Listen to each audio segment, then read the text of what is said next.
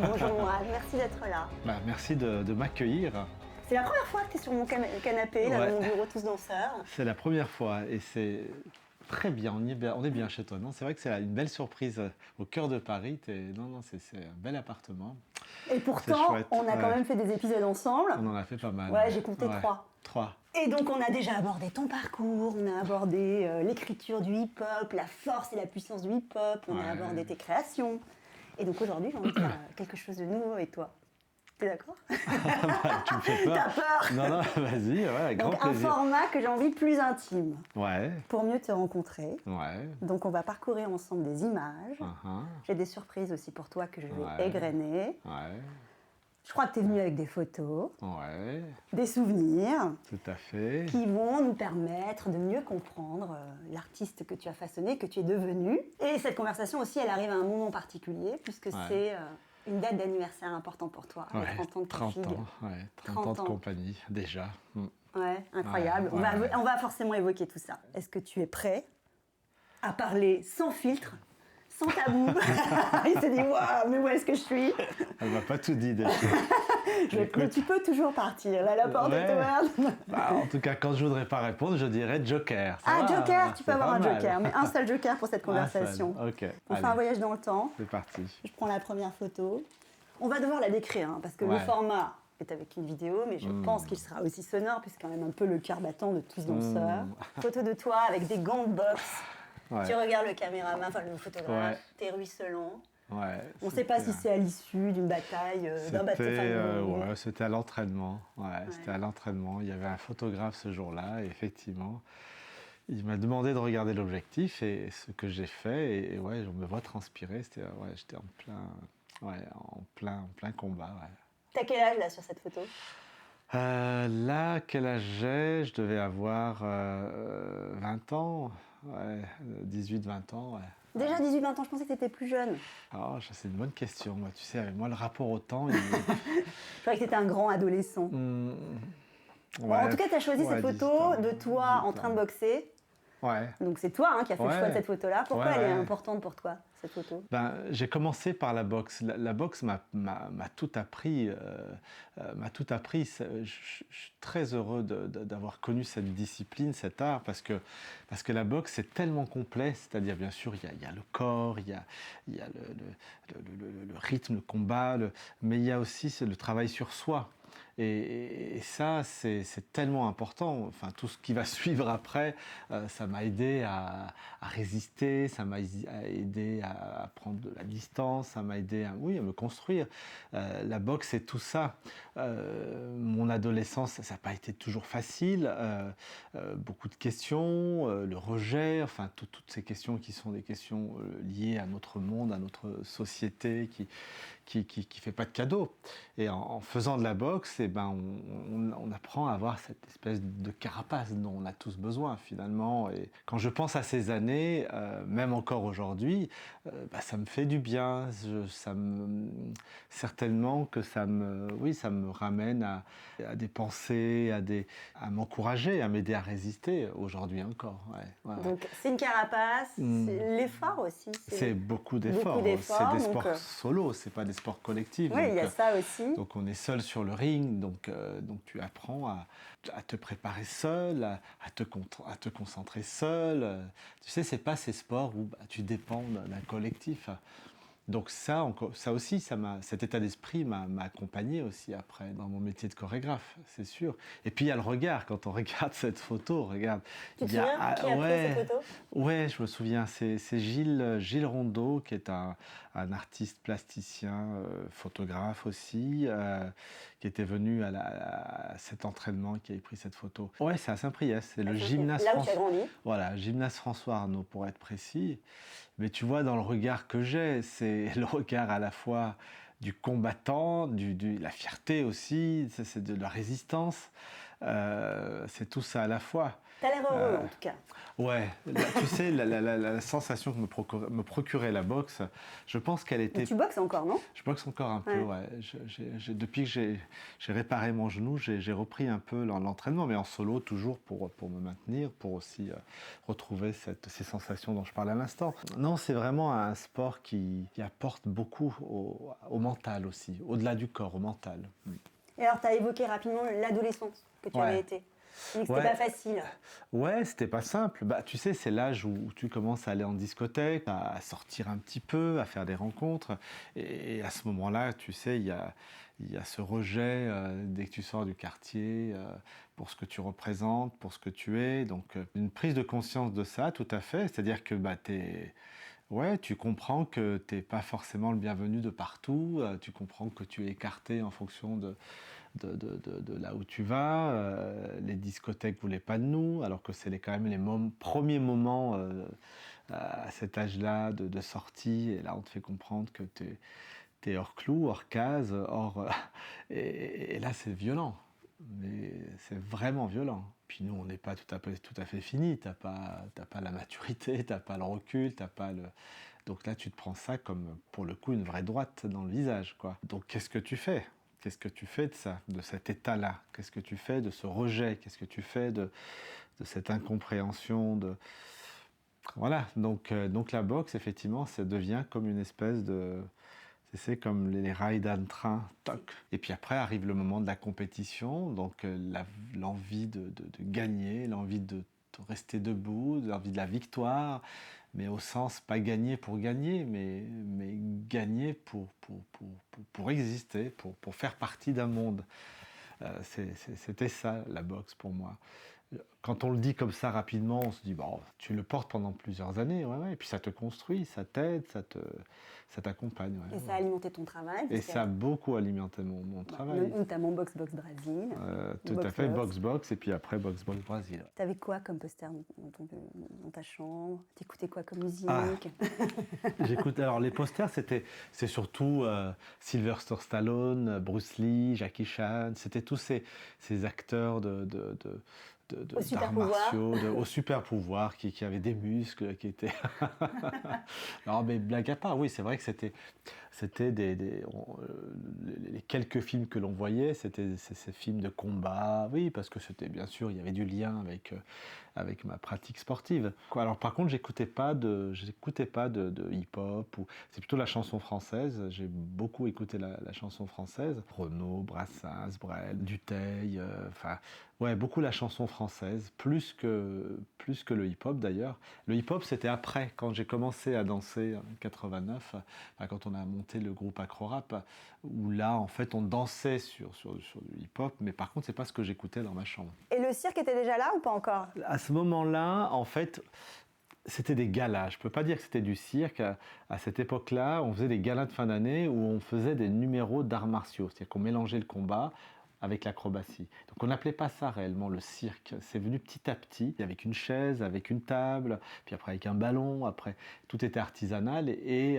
d'année en année, notre prof, Jean-Paul Ferrier, Édouard Diaz, ils ont décidé effectivement d'orienter notre travail vers le cirque. Et donc nous, on a accompagné cette école vers le cirque et c'est comme ça que j'ai pratiqué les arts du cirque et j'ai appris cette discipline. Je sors ma deuxième photo. Donc salopette blanche, il y a des mots qui sont floqués ou qui sont peints directement sur les salopettes. Ouais. Et j'imagine que c'est ta première troupe Acro-Rap. Ouais, et là, la danse est donc déjà dans ta vie. Ouais, c'est le premier groupe. Bah là, on est avec notre tenue de combat, notre tenue de scène, des salopettes blanches qu'on avait achetées avec nos économies. Et puis la copine de David. Alors autour de moi, il y a Shaoki Saïd, Eric Mézino, Kader Atou, David de Carsin et Lionel Fredoc, qui était notre président à l'époque, parce qu'on venait de créer notre association. On était fiers, parce que l'association, c'était déjà un langage. Créer une association, c'était... On est des potes. Hein. Eric habitait 2 étages en dessous de chez moi, Shaoki, l'immeuble à côté, David, l'immeuble à côté, Kader, le quartier à côté. Donc on était des potes d'enfance. On était tous soit au karaté, soit au cirque, et on traînait ensemble 24 heures sur 24. Et à ce moment-là, on décide de quitter le cirque pour voler de notre propres ailes, comme on dit. Donc on crée l'association acro-rap, acrobatie, rap. Parce qu'à l'époque, on disait de la danse hip-hop, on disait le rap. Alors que c'était comme ça, hein, on n'avait pas encore les sémantiques. Et donc on crée acro-rap et c'est Salopette Blanche, donc notre premier costume qu'on a acheté 3 francs 6 sous. La copine de David, qui s'appelait Sandrine, nous brode comme ça nos prénoms sur cette salopette. Mais c'est intéressant de revenir 2 secondes là-dessus. C'est dire comment c'était important ce manque de reconnaissance. Enfin, tu vois, où tu avais besoin vraiment de trouver ta place, au point de mettre ton nom sur la salopette. Tu vois, cette peur qu'on t'oublie, tu vois, qu'on te met dans les oubliettes, qu'on t'écarte, je sais pas. L'envie d'exister. L'envie d'exister. Absolument. Mais là, exactement, là, c'est double trait. Tu vois ce que je veux dire? Là, c'est ton flux. Ouais, mais c'est drôle maintenant quand j'y repense. Bon, bien sûr, on était jeune, mais ça en dit long, ça en dit long sur... et c'était la jeunesse de cette époque-là. Parce qu'il y a nous 5 là sur cette photo avec Lionel, mais la jeunesse de cette époque-là, c'était ça. C'était comment exister, coûte que coûte. Là, on est en 1989, ouais. Et donc, tu connais les premières joies de la danse. Et je connais les premières joies. Tu découvres les premières joies de la danse. Ouais, tout à fait. On présentait nos petites chorégraphies parce que c'était des petites pastilles de 5-10 minutes. C'était le maximum qu'on pouvait faire parce qu'on savait pas créer des spectacles de danse. On n'avait pas de code, de formation. Et donc on faisait comme ça des espèces d'enchaînements. C'était mi-numéro de cirque, mi-chorégraphie, et on commence d'abord par faire les kermesses, tu sais, tous ces rendez-vous que tu peux avoir dans les villes, les foires. Ah non, on se débrouille, on se démerdait bien. Hein. Puis je te dis, pas une thune, pas un sou en poche, mais pour s'entraîner, on faisait le mur dans des gymnases la nuit. Moi, j'avais pas le droit de sortir le soir, donc j'attendais que mes parents dorment pour sortir discrètement. Et puis ensuite, on allait dans les gymnases par les fenêtres, on répétait dans le gymnase dans le noir. Enfin, tu vois, c'était quand même des conditions dingues. Hein, et c'est comme ça qu'on a commencé. Et le rêve d'être danseur, là, il arrive à ce moment-là ou pas? Alors, c'est pas le rêve d'être danseur, c'est le rêve d'être artiste. Parce qu'à ce moment-là précis, on ne savait pas que danser, ça pouvait être un métier. À ce moment-là précis, ce qu'on avait en tête, c'était de faire des spectacles, aller à la rencontre des publics. Voilà, point. Comment on s'en foutait? C'était en faisant des roulades, en faisant du karaté ou de la boxe ou en faisant du hip-hop. Tout nous allait, si tu veux. Voilà, on monte ces quelques chorégraphies jusqu'au jour où Jean-Marie Bille, qui est plus de notre monde aujourd'hui, dirigeait le théâtre Théo Argence à Saint-Priest. Il nous dit, venez danser dans mon théâtre. Et c'est à ce moment-là qu'on découvre ce théâtre qui s'appelait à l'époque la Maison du Peuple, qui était à vol d'oiseau à 500 mètres de là où je vivais, mais qu'on n'avait jamais mis les pieds dans ce théâtre. Et pourquoi? Parce que c'était pour nous, c'était pas pour nous. Ouais. Voilà, c'est tout simplement. Qu'est-ce qu'il y a derrière, on ne sait pas. On ne se sentait pas à notre place à cet endroit-là. Et c'est lui qui nous fait cette proposition en nous disant, voilà, vous avez envie de venir danser dans mon théâtre, bienvenue. Donc là, t'imagines comment ça résonne dans nos têtes, on accepte. Et évidemment, il n'allait pas nous accueillir pour un spectacle d'1 heure. Donc il nous accueille dans une soirée partagée qu'il avait appelée Circofolie. Et c'est une soirée où il y avait un peu de cirque, un peu de hip-hop, et un peu de danse contemporaine. Et cette époque-là, il y avait Maryse Delante, la chorégraphe Maryse Delante et sa compagnie qui était en résidence là-bas. Et c'est comme ça qu'on a compris que dans une compagnie, il y a un chorégraphe, il y a des danseurs, il y a un métier, il y a une équipe. C'est structuré. C'est structuré, voilà. C'est à ce moment-là qu'on découvre ce métier de danseur. Et toi, le rôle que tu avais au sein du groupe, là? Tu sais, à cet âge-là, tu peux pas être chef tu peux pas être... Donc, tout se décidait de manière collégiale, comme on décide quand on est copain, faut trouver le bon équilibre, même si on avait des implications différentes. Des sensibilités différentes, ouais. Oui, voilà, et des tempéraments différents. C'est vrai que moi, j'aimais bien, oui, j'étais peut-être celui qui n'hésitait pas, pourtant j'étais très timide, mais n'empêche que ouais, quand il fallait aller échanger avec telle ou telle personne de la ville, ou je le faisais quand il fallait un petit peu réunir 3 photos, enfin pas des photos, parce qu'à l'époque même les photos on n'en avait pas, mais quelques mots, réunir, tu vois, mettre en forme ce qu'on avait dans la tête. Voilà, je le faisais volontiers. Après, Lionel est arrivé, il nous a filé un coup de main, mais sinon, il n'y avait pas d'école, il n'y avait pas de formation, tout se faisait de façon aléatoire, improvisée, intuitive, exactement. On avait juste un truc en tête. Je me souviens, on disait, nous, notre rêve, c'est monter sur les planches. Souvent, ça revenait sur, qu'est-ce que vous voulez faire? Monter sur les planches.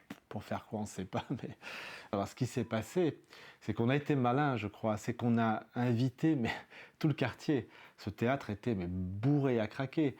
Jean-Marie n'en revenait pas, le directeur du théâtre, son équipe. Et donc on joue nos 10 minutes ou nos 5 minutes, je ne me souviens plus.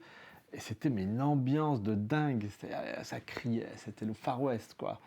Mais ça a touché le directeur, il s'est dit, mais un théâtre comme ça, c'est juste génialissime. De jeunes, de moins jeunes, de maman, de papa, de cousins, de cousines. Et c'est passé un truc de dingue. Et à ce moment-là, il dit, l'année prochaine, vous revenez et on fait un spectacle d'1 heure. Voilà, donc ce que je veux dire, c'est que la mécanique était enclenchée. Et puis en plus, on rencontre d'autres danseurs. Là, pour le coup, c'était des danseuses de Maryse. Et donc là, on s'intéresse. Maryse commençait à travailler sur un projet participatif. Elle nous dit, vous êtes d'accord pour venir danser avec nous? Nous, évidemment, oui.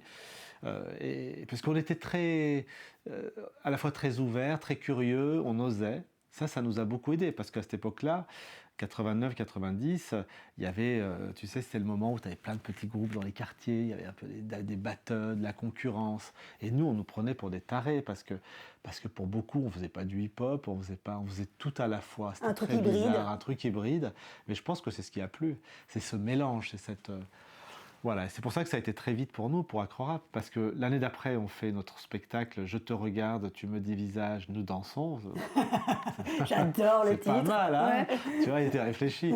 Mais voilà, ça c'est notre notre vrai spectacle, le premier, en tout cas dans un théâtre. Pareil, salle pleine à craquer, un truc, machin. On avait des échasses, c'était un truc de dingue, on mélangeait tout, des torches, tout ça, c'était... inclassable. Il y avait quand même de l'agilité au sein de ce groupe, quoi, pour faire des trucs. C'était exactement. Puis on n'avait pas peur de rien, parce que de toute façon, peur de quoi? Tout était inventé, tout était... Pour nous, on avait un espèce de boulevard devant nous. Puis à cette époque-là, cette danse était totalement méconnue, totalement... Donc c'est vrai que tout a été très vite. On fait ce spectacle-là, et se rapproche de nous l'équipe de Guy Darmet, de la Maison de la Danse. Michel Luquet, puis il y avait aussi Interservice Migrants, Gilberto Gouviot notamment, et toutes ces personnes-là s'intéressent à nous. Tiens, ils sont différents des autres, il se passe quelque chose dans ce groupe-là, blablabla. Puis après, il y avait les Danseville Danse, avant la Villette, oui. Les rencontres de la Villette, donc les Danseville Danse du côté de Lyon. Voilà, et là, si tu veux, on commence à avoir quelques représentations qu'on fait par-ci, par-là. Donc nous, on apprend. Arrive 1994, et c'est là où c'est le grand saut, Biennale de Lyon.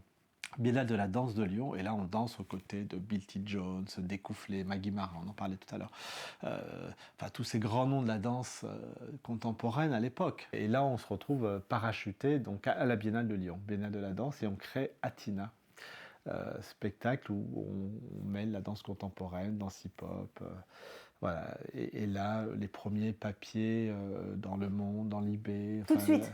L'effervescence médiatique. Ça a été très vite, oui, c'est vrai que ça a été tout de suite un moment... en fait, on faisait partie des quelques compagnies, il y en avait très très peu. Et encore une fois, nous, je pense que ce qui nous a sorti du lot, c'est ces mélanges avec le cirque, des musiques. Déjà à l'époque, on avait des musiques qui étaient complètement autres que du hip-hop. Et puis voilà. Et puis après la Villette, effectivement. D'ailleurs, on a d'abord fait un stage en 93. Christian Tamet nous invite au Théâtre Contemporain de la Danse pour faire un stage avec Gabin Huissier, donc les actuelles Forces, il y avait Storm, il y avait Doug Elkins. Pour nous, c'était le premier voyage à la capitale, dans la capitale, à Paris. On rencontrait les grands du hip-hop et tout ça. Donc ça, c'était aussi marquant dans mon parcours. Et puis après, 94, et puis ensuite les rencontres à la Villette. Et donc j'ai un petit mot pour toi, de Najib Gherfi. Gherfi. Ça sera le seul message que je vais lire en entier parce que je l'ai trouvé vraiment sympa. Janvier 96, la compagnie n'existait pas encore.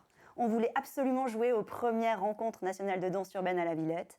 À l'époque, on vivait à l'ère des cabines téléphoniques et des pièces hexagonales de 2 francs, ce qui veut dire que chaque conversation avait la durée d'un sprint olympique. Mourad est au téléphone avec Christian Tamé, le directeur du festival. L'enjeu, nous faire jouer. Lui, nous propose la salle Boris Vian. Très bien, sauf que nous, évidemment, on voulait la grande salle, Charlie Parker. Tant qu'à rêver, autant rêver bruyamment. Christian Tamé nous dit calmement « Vous n'êtes pas assez connu pour la grande salle. » Là, le drame approche. La cabine avale la pièce, le temps file, et moi, je donne ma dernière pièce de 2 francs à Mourad, comme si je lui passais les clés d'une fusée ou d'un crash potentiel. Et je l'entends tenter le coup le plus audacieux pour la petite équipe qu'on était. « Laisse-nous la grande salle, et si on se vautre, on disparaît du paysage. » Après ça, j'ai mieux compris sa phrase fétiche empruntée à René Char « Impose ta chance, serre ton bonheur et va vers ton risque. À te regarder, ils s'habitueront. » Et accessoirement, j'ai compris aussi qu'une pièce de 2 francs pouvait parfois changer un destin. Najib, l'homme qui danse, c'est l'homme des mots aussi. Il aime écrire, il aime... Ouais, il a une très belle plume. Donc là, il n'est pas sur la photo. Non, parce que là, c'est Acrorap. Najib arrive après, donc 96. C'est-à-dire que je me sépare d'Acrorap en 95. Et là, je vais voir Guy Darmet. Je pensais tout arrêter parce que c'est quand même les potes d'enfance. Tout s'écroule. Ça s'éclate. Ouais. Ça s'éclate. Je me suis dit, je n'ai pas l'énergie, là, comme ça, de repartir sur une histoire de compagnie. C'était trop compliqué parce que autant... Quand tu commences avec les copains, tu te sens un peu protégé, tu sais, c'est la meute. Tant quand tu te retrouves seul, j'avais pas de diplôme, j'avais pas... Et donc je vais voir Guy en lui disant, écoute, j'ai pas de diplôme, je jette l'éponge, si tu as une place pour moi, ouvreur à la Maison de la Danse, je suis preneur, parce que moi, pas de boulot, il me regarde, hors de question, tu peux pas, c'est pas possible, réfléchis, etc. Il croit en moi, en me disant en plus, par contre, c'est un métier qui est très dur. C'était drôle. Il m'a mis en garde comme un papa parle à son fils, et je réfléchis. Et je décide de me relancer, et c'est là où je rencontre Rachid Najib, une danseuse à l'époque à Lyon qui travaillait avec Najib, et je me dis, allez, je tente le tout pour le tout, et je travaille sur cette création que j'appelle Kefig, la cage en allemand et en arabe, et que je présente effectivement à Guy, qui accepte de m'aider. À l'époque, il me donne 5 000 francs pour aller acheter 3 costumes et un filet. Et puis ensuite, Christian Tamé à la Villette, effectivement, que je sollicite pour jouer cette pièce-là, parce qu'il fallait tout de suite présenter le travail dans des espaces où tu savais que la presse était au rendez-vous. Parce que si tu veux, l'année d'avant, avec Acrorap, on était à Charlie Parker. Et j'avais dit à Christian, j'étais à Charlie Parker, tu me ramènes à Boris Vian. C'est vrai que j'ai pris ça un peu comme... c'était une déception. Je dis, écoute, c'est soit Charlie Parker, soit on vient pas. Enfin, j'étais effectivement...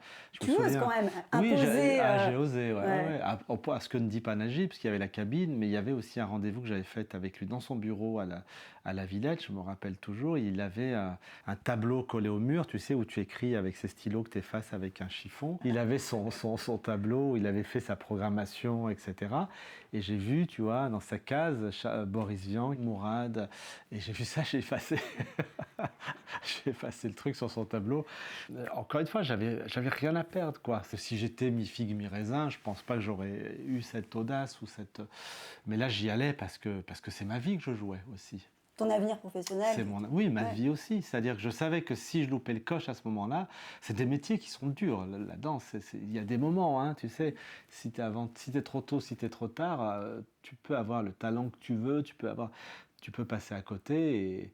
Alors, je ne vais pas te dire qu'à ce moment-là, oui, je l'avais compris, c'est pas vrai, c'était naïf, hein, c'était vraiment de l'ordre du ressenti. Mais je ne peux pas te dire que je savais que... Maintenant, avec du recul, je me dis que si je ne m'étais pas comporté ainsi, je pense que je n'aurais pas fait cette date à la Villette de Cafig, qui m'a très vite ensuite envoyé, propulsé. Oui, parce que le succès est immédiat, vous partez en tournée. Succès immédiat, puis il y a plus de 40 dates. Voilà, tout à fait. Un truc incroyable pour... Ouais, complètement. Et ça scelle finalement les fondations de ta compagnie. Comme ça, exactement. Parce qu'à l'époque, je me souviens, les premiers journalistes cherchaient à joindre Monsieur Cafig, c'était drôle.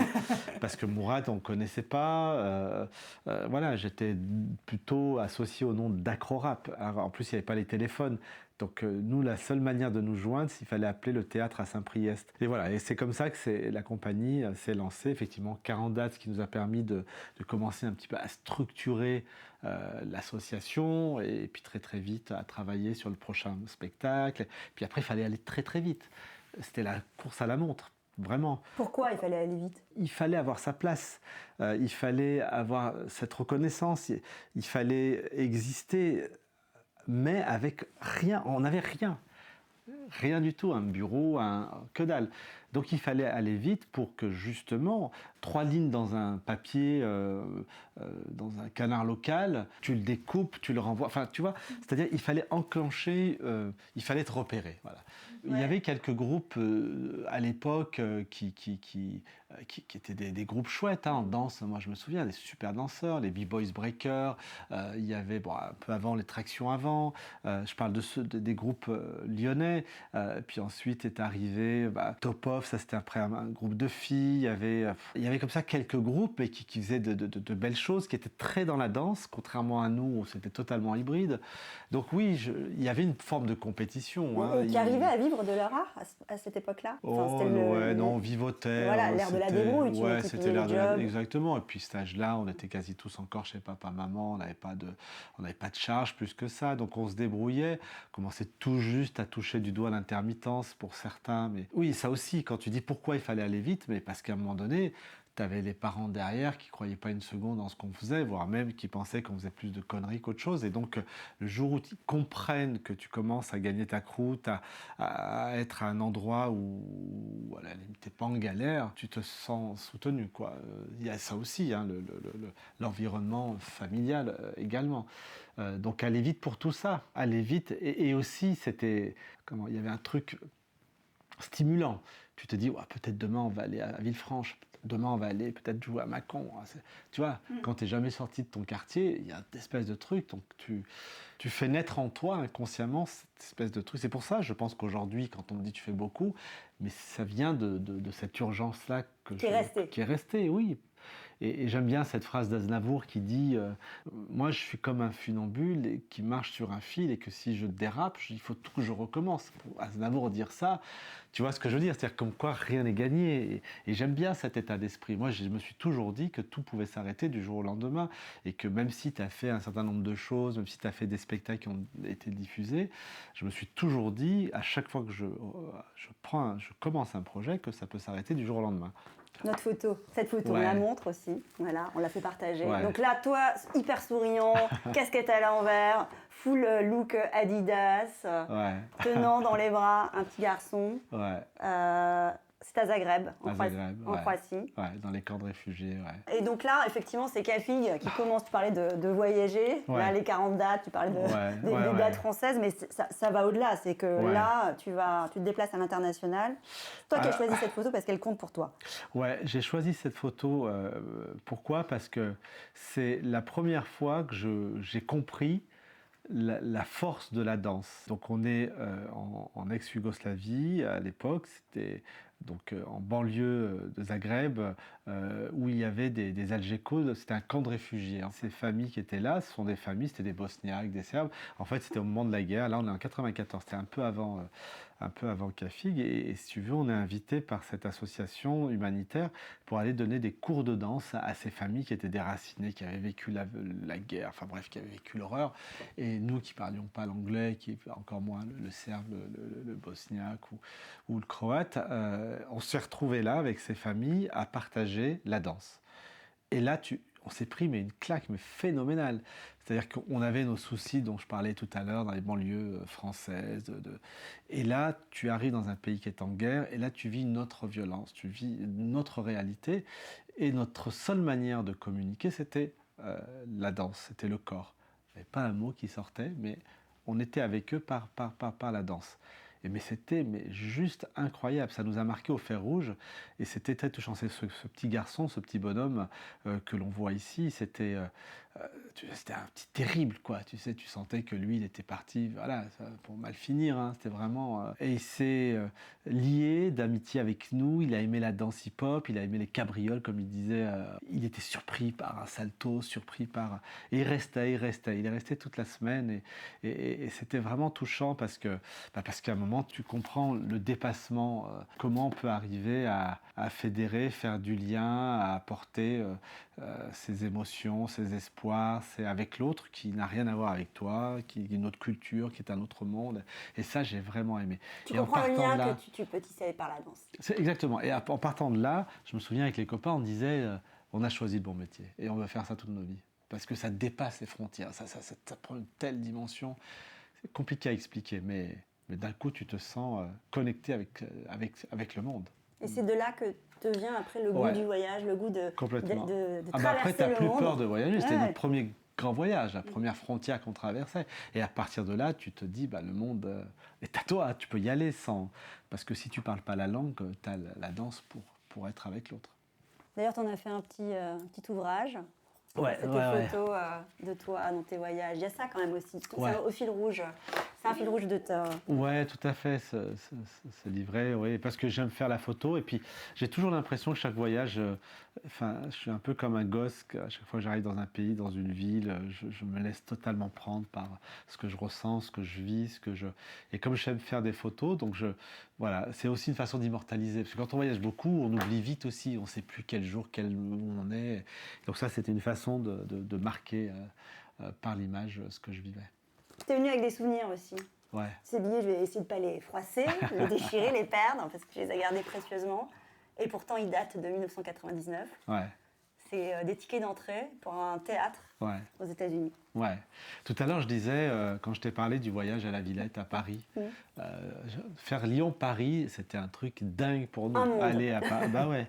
Tu vas à Paris, tu vas dans la capitale, tu vas rencontrer les grands du hip-hop, tu vas rencontrer. Donc pour nous, c'était juste inespéré. Encore une fois, si je remonte en arrière, de 0 à 18 ans, à part aller au bled, j'allais nulle part. Je ne partais pas en vacances, le seul voyage que je connaissais, c'était Lyon-Alger pour faire court. Mais sinon, je connaissais rien, donc jusqu'à 18 ans. Donc c'est intéressant d'avoir ça en tête, parce que quand je dis le Lyon-Paris, ce que ça peut provoquer, tu vois. Et alors les États-Unis, t'imagines bien. Pour deux raisons. Déjà, les États-Unis, le rêve américain, on a tous en tête tous ces films, ces feuilletons qu'on regardait, les Starsky et Hutch et tout ça, où ça se passait aux États-Unis, à New York. La patrie du hip-hop. Et puis le hip-hop qui est né là-bas. Donc de se retrouver avec son travail, avec son spectacle, là où le hip-hop est né, là où... donc évidemment, là aussi, c'est comme un rêve qui se réalise. Ouais. Et là, c'était pour Récital. Et là, c'est pour Récital. En 1999, une œuvre qui compte dans ton répertoire. Ouais. Récital, c'était après Kefig. Le spectacle, je pense, qui a fait date, je le dis sans prétention, mais qui a fait date quand même dans l'histoire du hip-hop, parce qu'il y a eu un moment où tu avais les puristes hip-hop qui n'étaient pas favorables à cette relation avec l'institution, qui disaient il faut que le hip-hop reste dans la rue. Tu sais, c'est normal, tu as toujours des pour, des contre, et puis tu as ceux qui étaient plutôt ouverts pour que le hip-hop soit sur scène. Récital a mis tout le monde d'accord, c'est-à-dire que les puristes étaient complètement comme ça devant le spectacle, en disant on valide, et les professionnels de la danse, la presse, le public étaient aussi raccord avec cette aventure de Récital. Parce qu'on a réussi, si tu veux, dans cette aventure de Récital, à créer cette espèce d'équilibre juste entre cette danse, son énergie, l'écriture. C'était la première fois que je travaillais avec une costumière. La musique a été entièrement composée par Franck Delouise, qui avait pensé la musique du spectacle. Il y avait ce travail de création lumière de Yoann Tivoli, etc. Donc tout ça fait que voilà, on avait coché toutes les cases. Et Récital, ensuite on est parti, on a fait le tour du monde avec cette aventure. Ouais. Et tu te souviens un titre dans la presse, là, sur Récital, qui serait resté gravé, non? Un titre, ce que je peux dire, c'est que même le New York Times a fait un super papier sur Récital. On avait des papiers dans Le Monde, dans Libé, enfin tous ces journaux nationaux qui... C'était vraiment unanime. Ça, c'est vrai que ça a marqué ensuite mon parcours. Enfin, en tout cas, ça m'a propulsé, c'est une œuvre charnière pour toi. C'est une œuvre charnière. C'était une vraie réussite parce qu'en plus, on était à un moment où, voilà, il n'y avait pas beaucoup de concurrents, au fond. Là où aujourd'hui, il y a beaucoup de très belles pièces, on peut dire, on a une lecture de cette danse c'est plus la même, on connaît. Alors que là, à cette époque-là, il y avait vraiment quelque chose de totalement inédit. Ouais. Et donc là, j'ai une petite phrase pour toi de Soraya Mohamed. Ouais, Soraya. Danseuse, professeure à Paul Pic. Elle veut simplement te dire merci du fond du cœur. Et quand j'étais plus jeune et que j'ai vu pour la première fois Récital à la Villette, j'ai su ce que je voulais faire de ma vie. Une vraie révélation. Moi, jeune fille de quartier, dans ma petite ville de Belfort, je m'autorisais à imaginer. C'est chouette. Voilà, donc, c'est chouette. Merci Soraya pour ce témoignage. Mais c'est chouette. Mais ça me touche parce que quand j'ai des témoignages comme ça où il y en a qui deviennent danseurs. J'étais lundi, mardi, mercredi, là, ce début de semaine, je travaillais avec le Cirque Voice. Ce ne sont pas des danseurs, ce sont des circassiens. Et à un moment, une des circassiennes, au moment du déjeuner, vient me parler et elle me dit « Tu sais pourquoi j'ai décidé de faire du cirque ? Parce que j'avais vu à l'époque ton spectacle Terrain Vague. » Et ça m'a touchée. Elle me dit « J'étais toute petite. » Et ça me fait plaisir quand il y a comme ça des vocations grâce au spectacle que l'on a fait.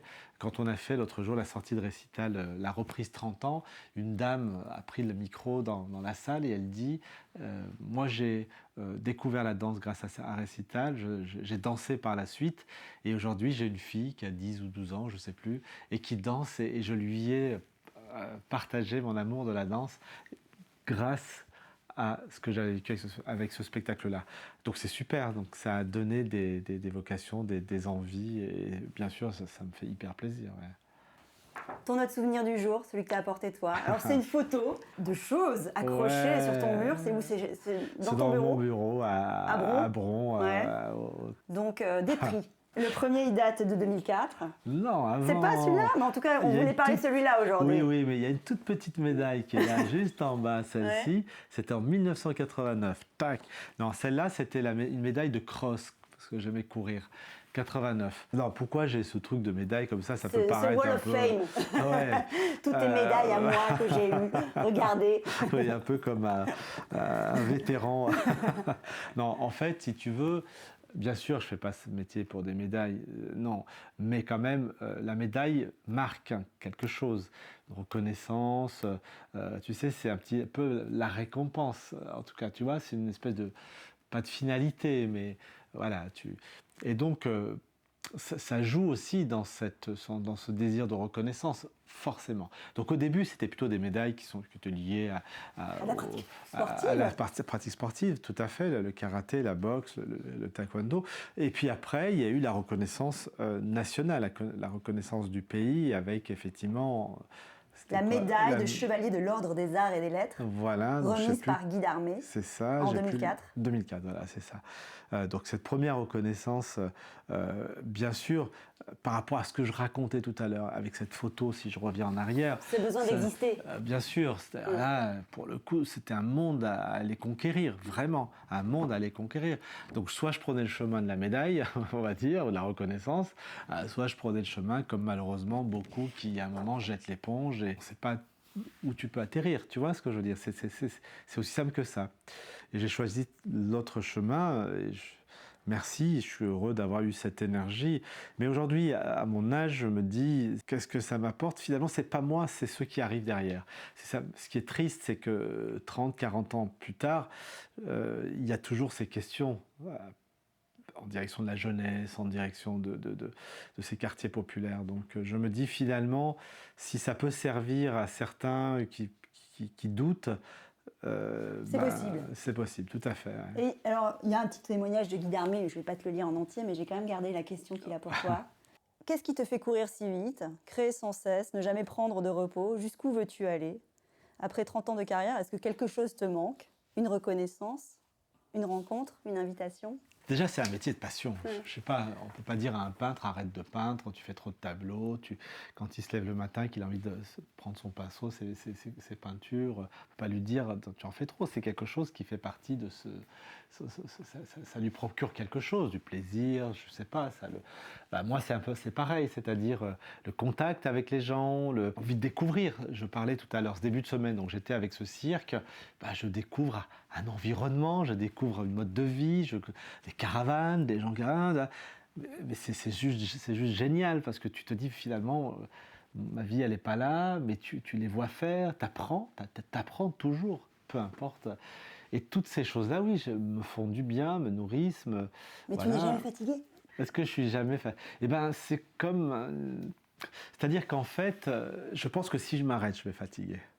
Je pense que oui, j'ai peur de m'arrêter parce que je sais que si je m'arrête, là, je vais fatiguer.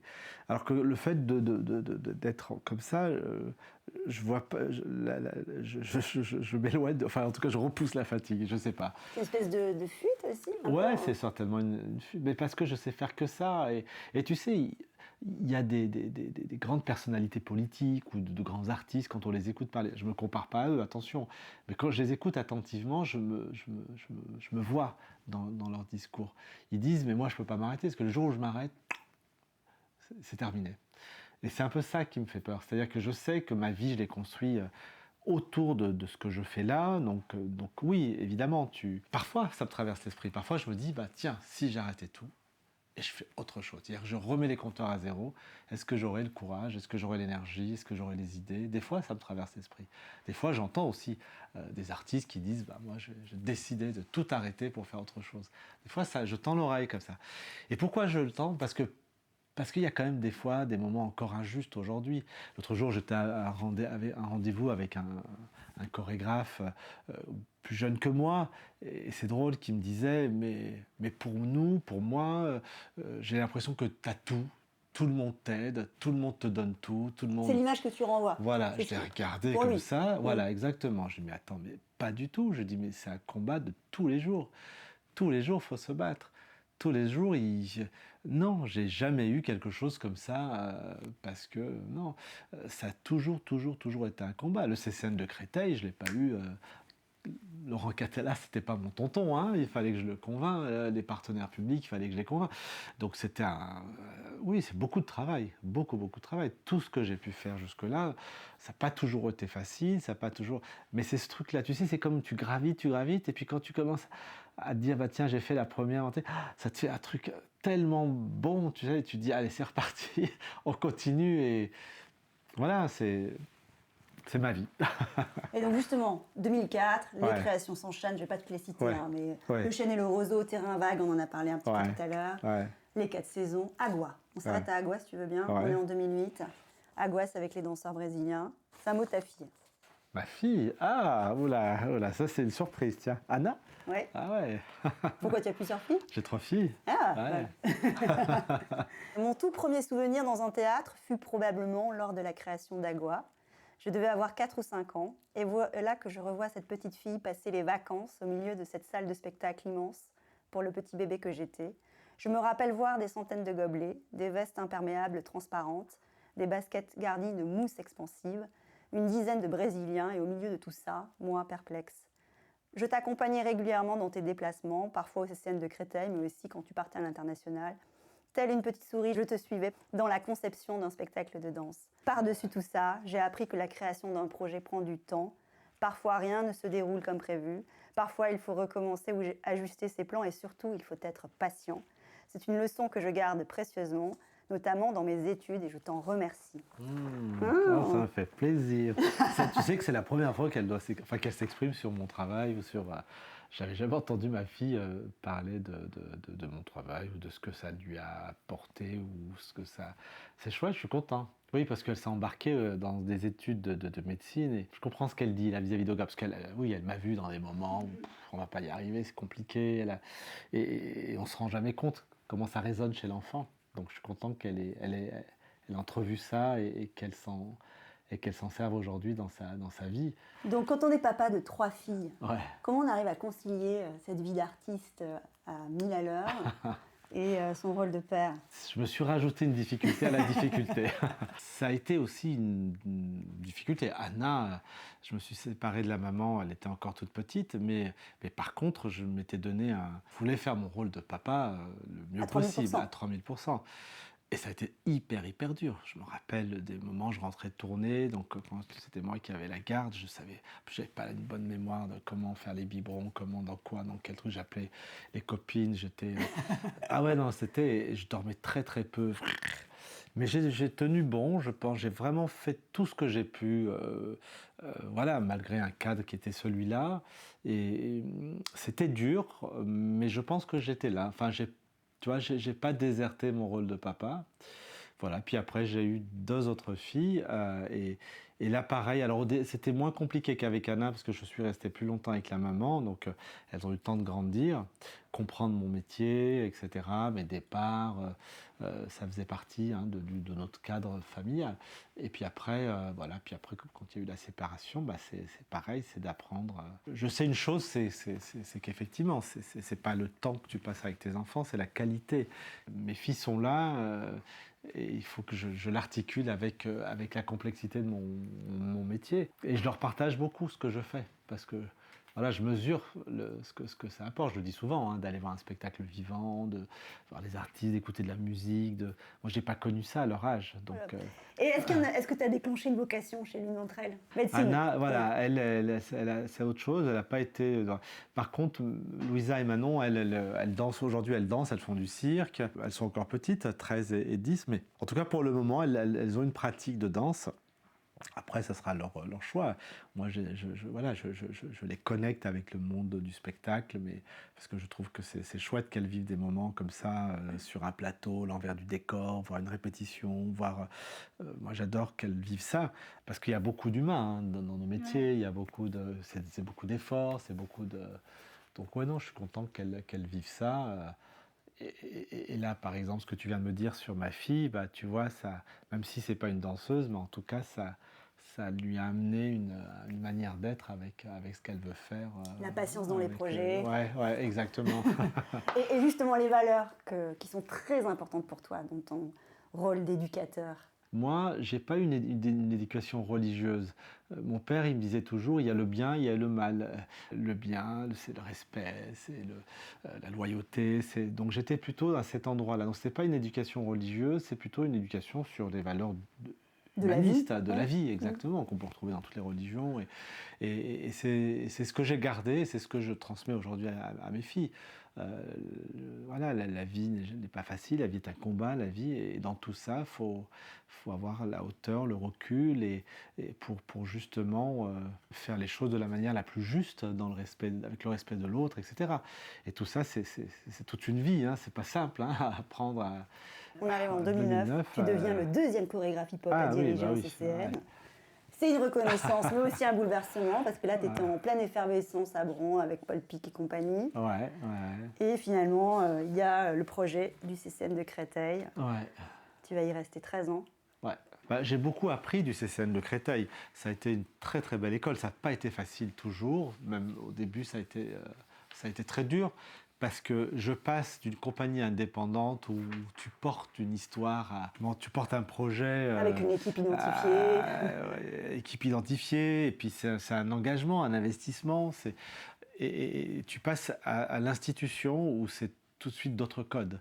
Tu n'es pas chez toi, tu es là un laps de temps, donc forcément les équipes ont un rapport à la structure qui n'est pas le même engagement que quand tu es dans une compagnie indépendante. Et c'est là où j'ai commencé à comprendre que oui, il fallait trouver le bon dialogue avec le politique, le bon dialogue avec les équipes, le bon dialogue avec... c'est pas simple, et parce que si tu veux, un centre chorégraphique, c'est à la fois passionnant parce que c'est l'outil idéal pour créer, tu as le studio, tu as un peu de moyens, tu as une équipe. C'est un accélérateur aussi pour la vie de ta compagnie. Oui, bien sûr. Et en même temps, tu te retrouves aussi dans une espèce de structure avec des codes qui peuvent être très, très lourds. Cette relation avec le politique en fonction de ton lobby, exactement. Et ça, par moment, c'était un peu lourd à porter. Et il faut pas se perdre, quoi, parce que sinon tu deviens directeur d'une structure et tu perds tout ce pourquoi tu es là, ta sensibilité d'artiste, de créateur. Donc là, c'est un peu le danger. Après, t'apprends, hein, t'as besoin de l'institution justement pour avoir les conditions optimum pour travailler, mais il ne faut pas se perdre, voilà, il faut pas se perdre toi en tant qu'artiste et rester droit dans tes bottes par rapport à ta sensibilité puisque tu veux développer, etc. Après, non, j'ai vraiment été content des rencontres que j'ai pu faire sur ce territoire, dans le Val-de-Marne, la ville de Créteil. J'ai rencontré vraiment de très belles personnes. CCL m'a permis de travailler avec un quatuor à cordes, m'a permis de travailler sur le numérique, permis de travailler avec un orchestre. Enfin, toutes ces choses-là, en compagnie indépendante, j'aurais eu du mal à le faire. C'est plus compliqué. Et puis, il y a aussi la reconnaissance. On en revient. Oui, voilà, c'est encore une On en manière revient, exactement. de Là, te dire, on croit en toi, puisqu'on te mais met là. oui, en moi et au hip-hop en général, Ouais. ou en tout cas à tous ceux comme moi qui ont ces parcours atypiques, autodidactes, et là d'un coup on se retrouve projeté voilà, dans un autre cercle. C'était important pour ça, et d'ailleurs on voit bien maintenant, voilà, ces lieux s'ouvrent davantage au hip-hop, ou en tout cas à des parcours comme le mien. Je ne sais pas si on va entendre, j'espère que oui. Un petit message vocal. J'en ai plein, mais j'ai sélectionné. Une anecdote avec Mourad. C'était l'époque où j'étais en résidence au CCN de Créteil, à l'époque où il le dirigeait. Du coup, c'était une période où j'arrivais toujours assez tôt dans le studio, avant toute mon équipe, à 8h30, 9h pour tout préparer, être dedans, tout ça. Et j'étais toujours hyper impressionné du fait que à 8h30, 9h, je le voyais descendre de son appartement. Déjà tout pimpant, tout frais, il avait déjà fait son sport, déjà bossé.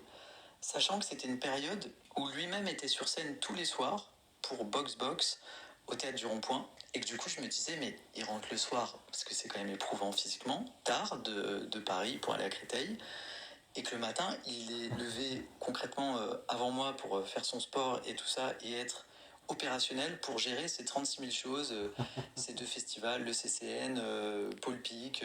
Du coup, j'avoue que c'est quelque chose qui m'a toujours impressionné et inspiré aussi de me dire que tout ça se fait avec une apparente aussi légèreté. Quand je le voyais, il n'y avait jamais de choses de souffrance ou de négatif. C'était toujours... je le voyais le matin et puis il était tout sourire. Salut François, ça va? Enfin voilà, c'est vraiment quelque chose qui m'impressionne. Cet aplomb et cette énergie. Non, mais c'est chouette, ouais. Oui, c'est vrai, mais ouais, c'est vrai. Mais c'est ce que je disais tout à l'heure. Je fais mon sport le matin comme ça. Enfin, en tout cas, quand j'étais à Créteil, c'était une façon de me préparer à cette tornade qui m'attendait. Parce que quand tu as 10 artistes, des techniciens qui déboulent, et il faut tenir le truc physiquement, si tu es un peu comme ça. Donc il y a cette discipline aussi dans ta vie, Oui, de tous oui, les jours quand même. ouais, On sent quand même qu'il y oui, a c'est vrai. Ouais. une vie saine. Non. Non, pas forcément. Non, oui, je me fais plaisir. Non, oui, ça pour le coup, je suis pas à un endroit ou à un autre. C'est-à-dire, je pars du principe que est une question d'équilibre. Voilà, je veux pas passer à côté de choses. Voilà, donc non, je fais attention évidemment, plus maintenant qu'à une époque. Hein. Non, je fais attention, mais j'ai des moments, voilà, il faut savoir aussi un peu lâcher la pression. Je pense que sinon tu Et depuis 2022, tu es de retour pleinement à Lyon. Ouais. Avec toujours des projets XXL. Et là, tes rêves, ils ressemblent à quoi en ce moment? Est-ce qu'il y en a toujours des rêves? Pour la danse, pour la création, pour... En fait, souvent, cette question, on me la pose en me disant alors, c'est quoi ton prochain rêve? Alors, c'est quoi ton prochain défi?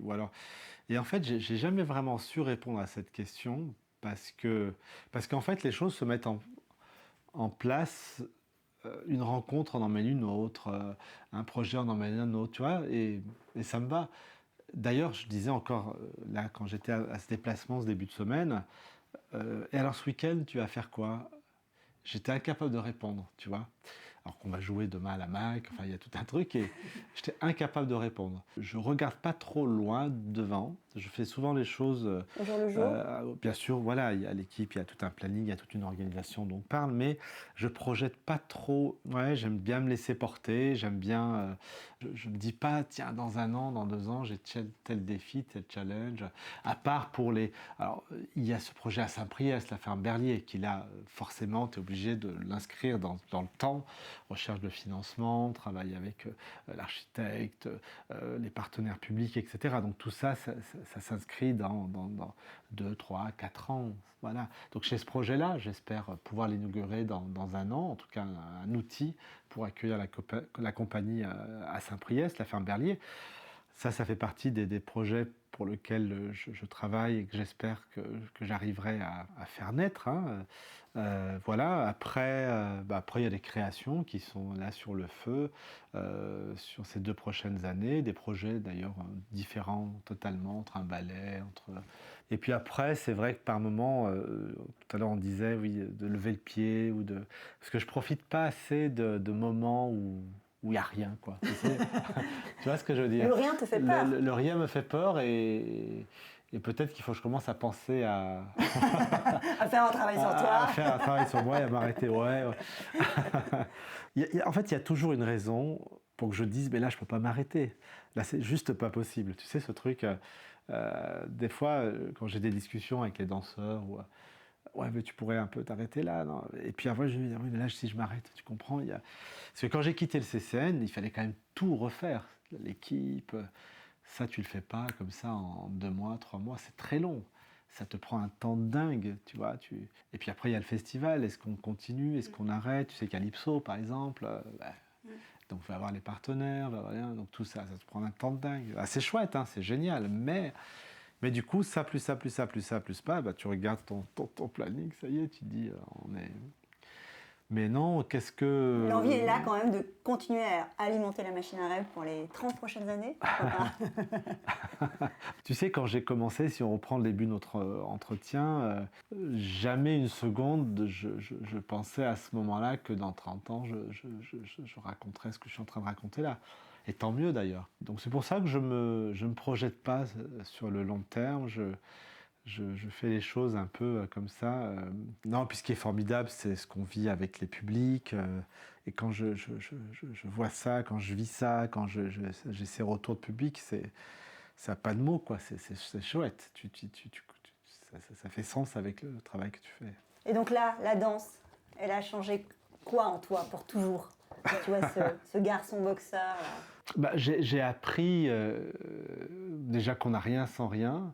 C'est-à-dire que je pense que tout ce que j'ai fait jusque-là, je l'ai fait parce qu'il y a eu le combat. Ça a été un combat de vie. On finit par obtenir des choses que l'on rêve, qu'on l'espère, à force de travail.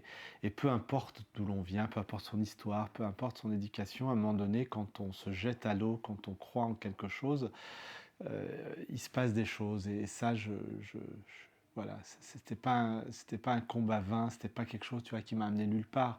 Et 30 ans après, je me dis, je suis content, tu vois, à refaire, je le referai, même si c'était hyper dur, tu vois. Donc voilà, la danse m'a appris tout ça et il n'y a aucune raison. Il n'y a aucune raison. Il faut rêver grand. Il faut rêver grand, il faut rêver bruyamment. C'est ça. C'est ça. Ouais, complètement. Et croire en soi. Exactement. Bon, merci infiniment, Mourad, pour ce moment avec toi. Dorothée. On aura d'autres rendez-vous. Avec grand plaisir et bravo pour salut, tout ce que tu fais pour la danse et tout. Merci, Dorothée. Merci.